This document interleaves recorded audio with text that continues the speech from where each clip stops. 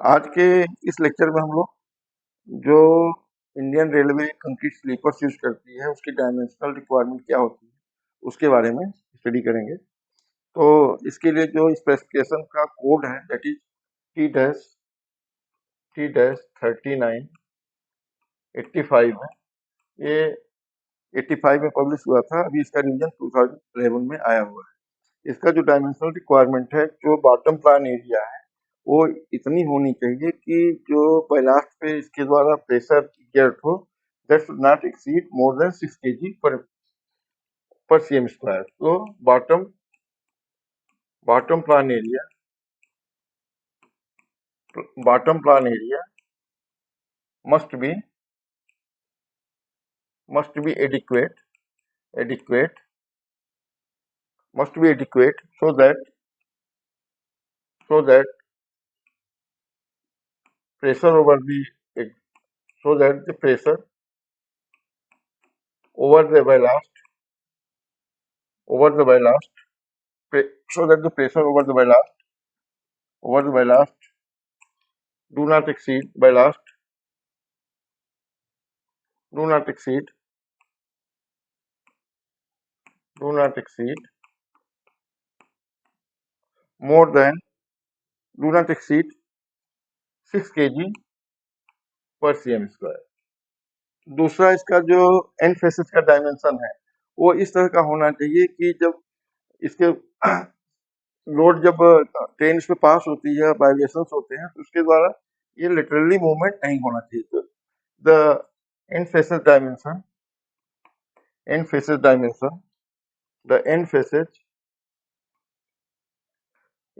dimension end faces dimension should be adequate should be adequate should be adequate should be adequate should be adequate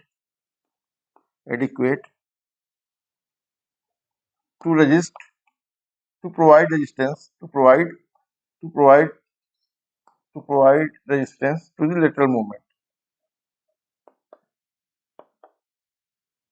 to provide the resistance to the lateral movement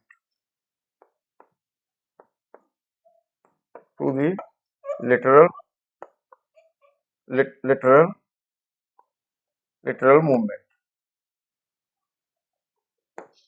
मतलब कि इसकी जब हम packing कर दें और ये मतलब लिटरली ये शुड नॉट मूव ट्रैक जो है लिटरली शिफ्ट नहीं होना चाहिए इतना frictional force because of this packing and the base का रेजिस्टेंस इसके द्वारा जो भी जब ट्रेन पास होती है उससे लेटरल मूवमेंट नहीं होना चाहिए। तीसरा जो इसका रिक्वायरमेंट है, क्योंकि इसमें टेंडन जो हम लोग यूज करते हैं, जो 18 नंबर टेंडन यूज करते हैं दैट इज स्ट्रेट, तो स्ट्रेस कंसंट्रेशन ना हो इसलिए इसका डायमेंशन बीच में कम एंड पे ज्यादा और उसको प्रोफाइल में रखा जाता है so that there not be any stress consideration. इसलिए इसका एक यूनिक शेप हम स्लीपर देखते हैं तो we find a unique shape so that it gives adequate eccentricity to the stress.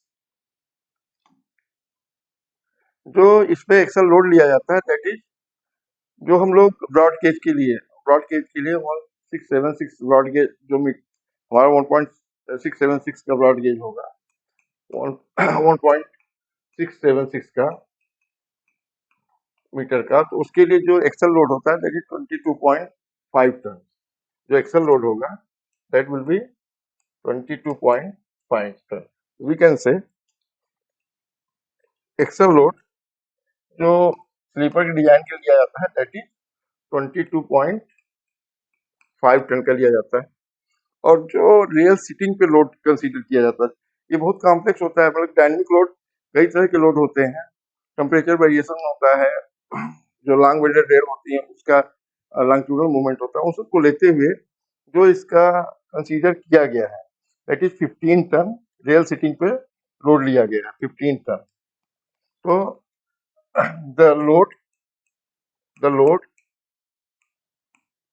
The load at rail seating is taken 15 ton is taken 15 ton for the design consideration, for the design consideration, for the design, for the design.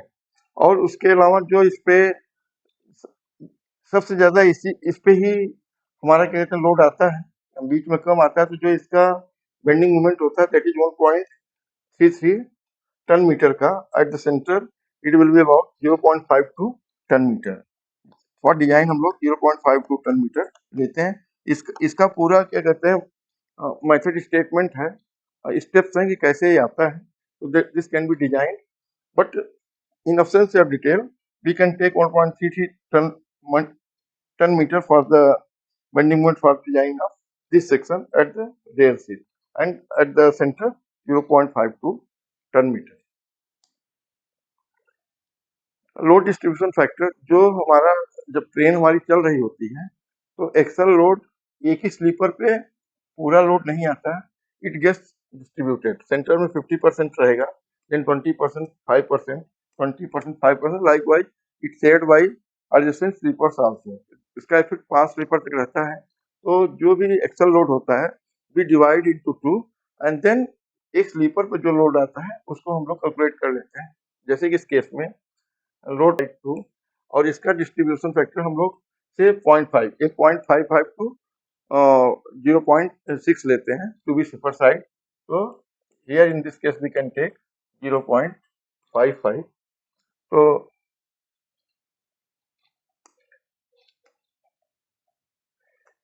this will come 22.5 divided by 2 equal to into 0.55. So it has come 6.1875 say 6 ton, say 6 ton load at the one end of sleeper, मतलब कि sleeper के एक तरफ में 6 ton load because of this axle load distribution factor की वजह से एक रेल सीट पे आ रहा है, जो कि हम लोग 15 टन लेते हैं फॉर डिजाइन पर्पज, बट कैसे कैसे आता है उसका एक स्टेप एक ही है। देन जो जब हमारा क्या कहते हैं जो इसकी डेंसिटी ऑफ स्लीपर है पर किलोमीटर, हमारा लगभग 1660 स्लीपर हम लोग पर किलोमीटर लॉन्ग वेटेड रेल के केस में यूज में लाते हैं। और जो इन आइडियल केस जो लोड डिस्ट्रीब्यूशन होता है अबाउट 1.040 मीटर 1.040 मीटर पे इन आइडियल केस होता है जब स्लीपर नया रहता है। बट लेटर स्टेज में लोड यहाँ से बैलास्ट पे यहाँ से भी लोड ट्रांसफर होता है, तो इसको हम लोग इसका भी हम सेंटर बाइंडिंग कोएफिशिएंट 0.40 ले लेते हैं फॉर द डिजाइन पर्पज। तो हमारा जो इसमें जो स्लीपर की स्पेसिंग है दैट इज 0.60, और जो हम लोग रेल के पर किलोमीटर में जो स्लीपर मिल जाता है दैट इज 1660 नंबर स्लीपर्स हम लोग यूज में लेते हैं for the case of broad gauge. Rail पे स्पीड के द्वारा या जो हमारे यूज में व्हील्स होती हैं उनमें भी डेंट पड़ जाते हैं, रेगुलरिटीज होती हैं, समय के साथ में डिटेरियोरेशन होता है, तो उसकी वजह से इस पे इम्पैक्ट बहुत ज़्यादा पड़ता है due to speed and warning out of हमारे रेल। तो इसका भी एक कोएफिशिएंट लिया जाता है दैट इज 2.5। जो भी हमने लोड यहाँ कैलकुलेट किया 6 टन, जो 16 हम यहाँ पे लोड डिस्ट्रीब्यूशन फैक्टर के द्वारा वन स्लीपर रेल सीट पे हमने लोड कैलकुलेट किया, उसको हम लोग 2.5 से मल्टीप्लाई कर देते हैं, 6 into 2.5, so it becomes 15 ton. So this we take for the consideration। ये हम 2.5 टाइम इसलिए करते हैं जो रेल में डेंटिंग है, डिटेरियोरेशन हो गया है या इसमें हो गया, उसकी वजह से इम्पैक्ट बहुत तेज पड़ता है, तो उसको हम लोग 2.5 टाइम्स लेते हैं। अब ये जो ड्राइंग है ये 78 में इंडियन रेलवे ने डेवलप किया था स्लीपर्स के लिए। ये समय समय पे इस पे अल्ट्रेशन होते रहता है, जो लेटेस्ट है 96 में हुआ था। इसमें स्लीपर के डायमेंशन जो कि 2750 है, इसका क्रॉस सेक्शन ये कितनी दूरी पे होगा, दैट इज 500 mm के आसपास रहता है। इसका जो जो लोड आएगा, लो, जो लोड का स्ट्रेस डायग्राम है उसके हिसाब से इसको 500 रखते हैं। 1/20 का स्लोप इधर, 1/20 का स्लोप इधर रहेगा। जो इसका एंड फेस का डायमेंशन होगा, एंड का डायमेंशन होगा that will be about 236 mm की हाइट होगी। This will be height of 236 mm। कितने कितने वायर यूज में आएंगे, तो ये 18 वायर का ग्रुप होगा। 3x3 का जो हम स्टैंड यूज करते हैं उसका आईएस कोड है 6006, तो वो 18 नंबर वो जो उनके डायमेंशन दिए गए हैं। तो जो हम 52 kg की रेल यूज करेंगे उसके लिए जो ड्राइंग यूज में आएगी दैट विल बी T2495 रहेगी, और जो 60 kg रेल के लिए यूज करेंगे 60 kg पर मीटर के लिए वो 2596 सॉरी 2496 की ड्राइंग है। 2496 it can be noted from here. 52 kg के लिए 2495 और 2496 फॉर द 60 kg रेल। उसमें डायमेंशंस में कोई फर्क नहीं है, ओनली जो केबल होती है फॉर द होंगे। और फॉर द 52 kg के लिए stand will be about 18 number. और यहाँ थोड़ा इसके डायमेंशंस पे जो एबीसी जो डायमेंशंस है, डायमेंशंस में थोड़ा अल्टर रहता है, तो वही डिफरेंस है। तो हम लोग स्लीपर या 52 kg रेल के लिए बना रहे हैं, 60 kg रेल के बना रहे हैं, उसके अकॉर्डिंगली हम लोगों को डायमेंशन यूज करना चाहिए। जो रेल का वेट होता है लगभग 267 kg का होता है, और कंक्रीट जो लगेगी 1.08 क्यूबिक मीटर लगेगी। जो इसमें टेंडन यूज में आते हैं, जो स्टरिंग के वायर्स यूज में आते हैं, उनका जो रिक्वायरमेंट होता है 8.217 kg का होता है।